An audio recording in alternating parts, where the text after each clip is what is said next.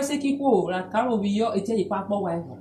ite ipapo ba o ni Jesu le Jesu aso olute na ogu wo kiko na eja wa ko na na ere aso wa ro ibedi bede na bigwe satan e Jesu wo ni Jesu adisa ma na ekpucha shi adisa atinya bo adisa na de teri aseje vote ko atinya bo egbe aso adayo ekpucha shi ede aseje de vote ko atinya bo egbe aso do de ni dani e bo aga na so ni na bo egbe ni na keni yegi ni wo wo re si aka mu mi oru e ore di yin wo ru e si amuno ki bi mi ko se na ore di yin wo ru e si amuno yi gbo fare ore di yin wo ru a o si amuno yi tushi ore di yin wo ru e si amuno yin ni da ore di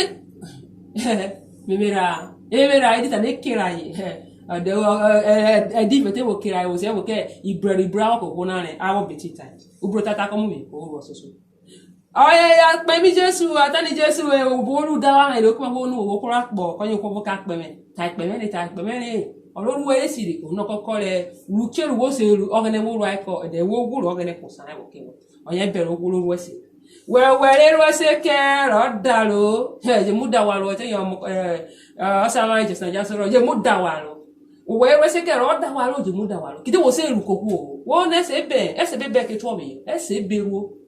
o be no be ke to mi o se ro wo se ru kewe o bo ran ha me wa ba pe wo koku ti oyin ku be wo sa wo ke we je wa pe we ti e wo koku ti oyin obi nata na bi ti yoru ke bi ka ru kide ne gwe ne shoni me ka ya wa ne kide gwe ne sha se me ka wa fu ne wo bi ko wo se ne she yo se ai wo ni ai bi ko wo se yin no re gba no no be o ga de jo ko re o be je wo o ga de ko je wo ko re o ga de ase ta ina mi fa o ko ni te na no ga de wo ko kide o be wo abo je ti oro gba na wo abo we ke abi woto ina no ina o ran fa fo ko isi ne obji futa ne eru wewere eru eke o da lo na kini ta ne bitano na ta ne wo gbe gede je ikwe vovo to robo na vi Nigeria na va po na ebe go no ko chuko kide soro ifo kere o bore pia wo kayo o ko vo ke chana la wo ko fa de vule na oro mari kire mi mo kiroje o ji kire na vo wo ina o vule o jegarie e si run about e ti o de bia o si oro o shina o gi moto bo en wa bre biko amote na yonyo mi biko o ma me poro re biko ki mu mi amote o shina ni moto re bi o kidi keruo o gba ru o kidi anu o si ga na ko wa ja bo yo shina ki bige ani ko wo ni na enwere kro ke ni wo ko yi ko shina na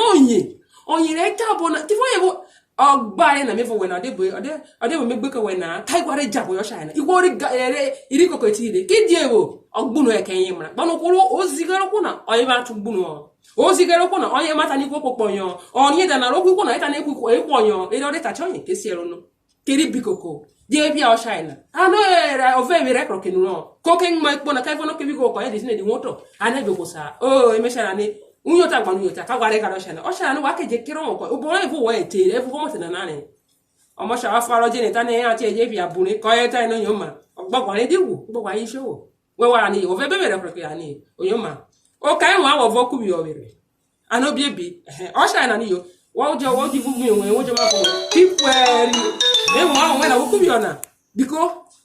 ye pokoko me fo we pokoko re mi no se o bi ebi wo ku bi o mo sha na ki pokoko e wo no ko fa na o mo se na ni wo no zire karo ma de tin abo bi o mo te ni wo zire wo ra do ko kide meta na e ye se okuna go no ruju e se ro go no na bi di ko gene o mu di abo to ro boro mu di aka de na jo wo ho ma ya to bo ku ma mi o to ifo ki e se ro go no ona na won se na ru na gbegede jikofa kede mama emete yo fa ro kamre ligi ni be won si ro ko we na sata inu shoshi cha ye na sata ka ye vuro kan lo be ro ko ro to sha ite we de mu ka o mo de te o mu won no ji se mu de ofa oke mu dia ka isoro ro we ro ru mi o gbegede ro mi o wo ne ru mu wo gbegede jikofa na bi ko do boranji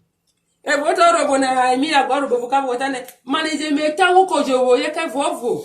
wo me tawo ko wo ki won brere bo no bu ko ere nyoma we biko pa pa kan yi turi mi o ni odo ma mi o ni nyo ma ya wo dio e ja te mo robo ve voto ifo tane a tu ko kigede o fori na bo ta yuko e ai onya ba lo kide